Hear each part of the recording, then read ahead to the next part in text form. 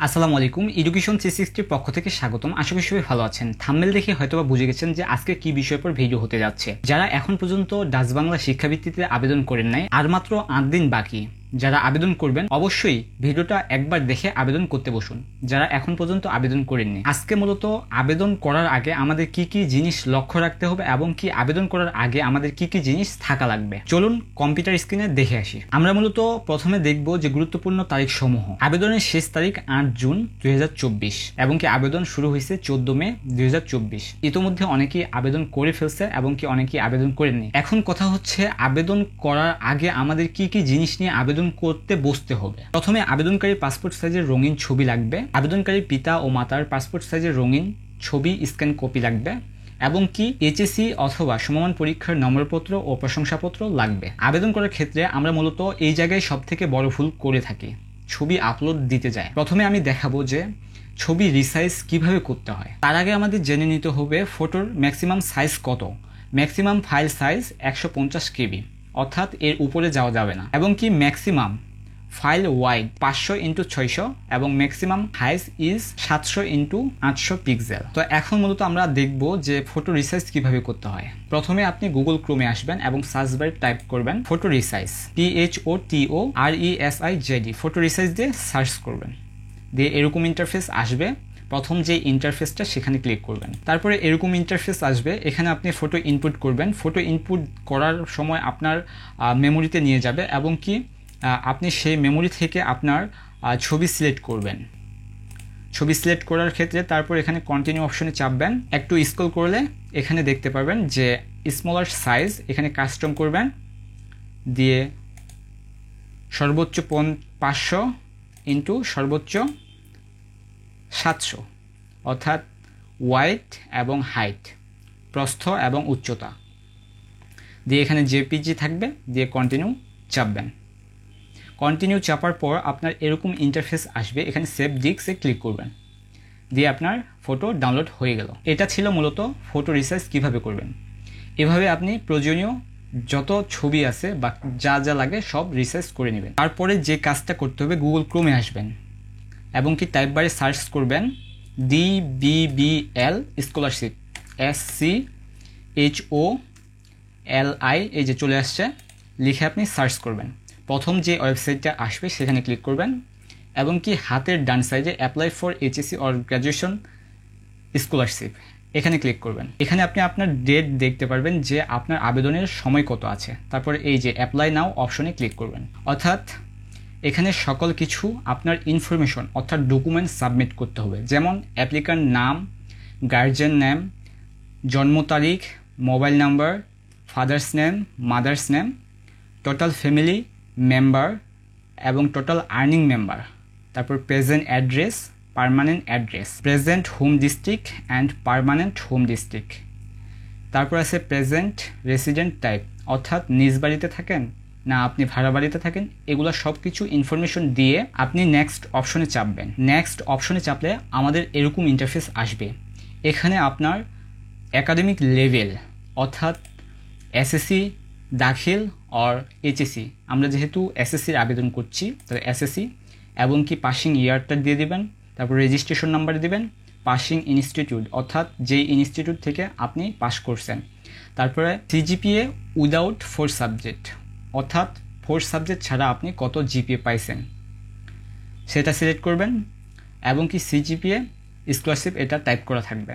তারপরে group select করবেন, board select করবেন, তারপর আপনার রোল নাম্বার টাইপ করবেন। দিয়ে আপনার লোকেশন অফ পাসিং ইনস্টিটিউট, অর্থাৎ আপনার পাসিং ইনস্টিটিউটের লোকেশন কোথায় সেটা সিলেক্ট করবেন। সিটি কর্পোরেশন না জেলা শহর না জেলা শহর এর বাইরে, সেটা সিলেক্ট করবেন।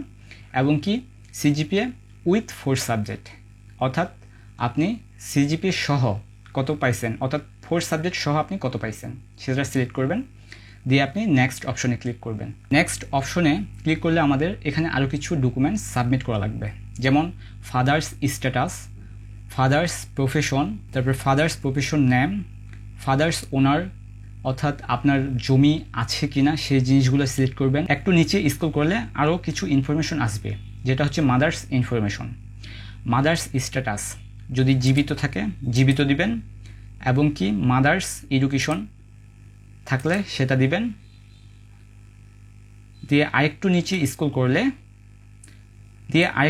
স্ক্রল করলে ব্রাদার্স সিস্টার্স এডুকেশনাল ইনফরমেশন, অর্থাৎ আপনার যদি ভাই থেকে থাকে সেক্ষেত্রে আপনি ইয়েস চাপবেন। দিয়ে ব্রাদার্স এডুকেশন ব্যাকগ্রাউন্ড সিলেক্ট করবেন, স্নাতকোত্তর কোন ইনস্টিটিউট থেকে পড়ালেখা করতেছে।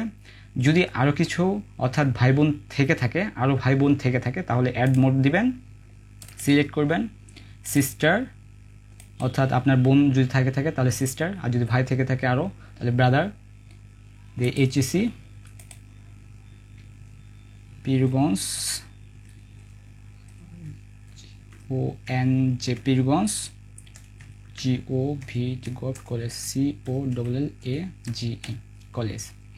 ওকে, দিয়ে একটু নিচে স্ক্রল করলে যে আদার আর্নিং মেম্বার, অর্থাৎ অন্য কোনো আর্নিং মেম্বার আছে কি না আপনার ফ্যামিলিতে সেটা সিলেক্ট করবেন। নাই।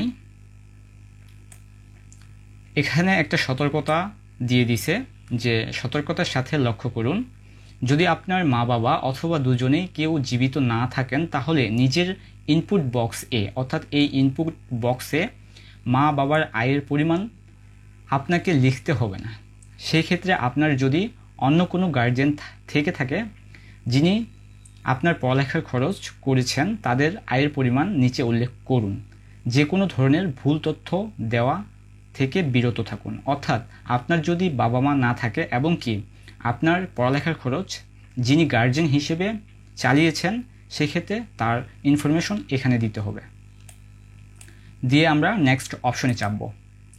নেক্সট অপশনে চাপলে আপনার অ্যাপ্লিক্যান্ট গভর্নমেন্ট স্কলারশিপ ইনফরমেশন, অর্থাৎ যার আমি আবেদন করতেছি তার কোনো স্কলারশিপ এর ক্ষেত্রে আছে কি না, শিক্ষাবৃত্তি বা অন্য কোনো বৃত্তি আছে কি না সেটা সিলেক্ট করবেন।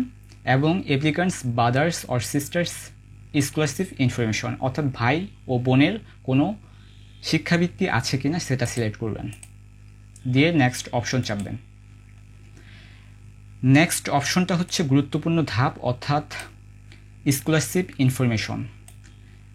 এখানে আপনার ছবি আপলোড করবেন, ফাদার্স ছবি আপলোড করবেন, অর্থাৎ বাবার ছবি, মাদার্স ফটো অর্থাৎ মায়ের ছবি, এবং কি মার্কশিটের ফটোকপি অর্থাৎ জেপিজি সাইজের ফটো আপলোড করতে হবে। তো চলুন আপলোড করি। সিলেক্ট করব, দিয়ে আমাদের ডেস্কটপে নিয়ে যাবে, অর্থাৎ ফোন মেমোরিতে, যদি আপনি ফোন থেকে আবেদন করেন ফোন মেমোরিতে নিয়ে যাবে।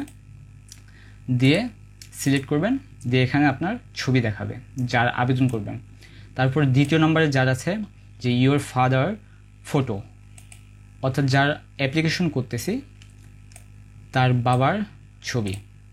দিয়ে আমরা ছবি সিলেক্ট করলাম এবং কি ইওর মাদার অর্থাৎ মায়ের ফটো সিলেক্ট করব। এখানে একটা গুরুত্বপূর্ণ কথা যে ফটো রিসার্চ করতে আমরা কিন্তু অনেকেই পারি না, তো আমি সেই বিষয়টা সম্পূর্ণ আগেই দেখাই দিছি। এখন মার্কশিট সিলেক্ট করব, দিয়ে আপনার প্রশংসাপত্র ফটোকপি সিলেক্ট করব। দিয়ে এখানে একটা গুরুত্বপূর্ণ ক্যাপচার কোড দিছে যেটা আমরা এখানে টাইপ করতে হবে। ডান দিকে ছবিতে যা দেখা যাচ্ছে সেখানে টাইপ করুন, অর্থাৎ GD73W। আচ্ছা, আমরা একবার রিফ্রেশ দিয়ে নিই, নাও হইতে পারে, যদি এটা বোঝা না যায় আমরা রিফ্রেশ দিব।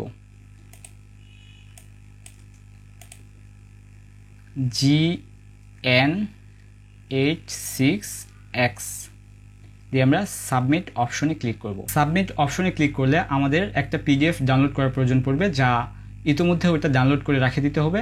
যখন আপনার রেজাল্ট প্রকাশিত হবে সেক্ষেত্রে আপনি শুধু ওই PDFটা দিয়ে আপনার নিকটস্থ ডাচ বাংলা ব্যাংক, অর্থাৎ আপনার কাছে যে ডাচ বাংলা ব্যাংক অফিস আছে সেখানে যোগাযোগ করতে হবে নির্দিষ্ট তারিখ অনুযায়ী। তারা তারিখ দিয়ে দেবে, তারিখটা শুধু এই ওয়েবসাইটে পাওয়া যাবে যদি আপনি প্রথম পর্যায়ে সিলেকশন হন। তো যাক, এই ছিল মূলত আজকের আপডেট ইনফরমেশন, অর্থাৎ যারা এখনও পর্যন্ত আবেদন করেন নাই ভিডিওটা দেখলে হয়তোবা আপনারা আবেদন করতে পারবেন। দেখা হচ্ছে নতুন কোনো আপডেট ভিডিও নিয়ে। সব ভালো থাকবেন। আসসালামু আলাইকুম।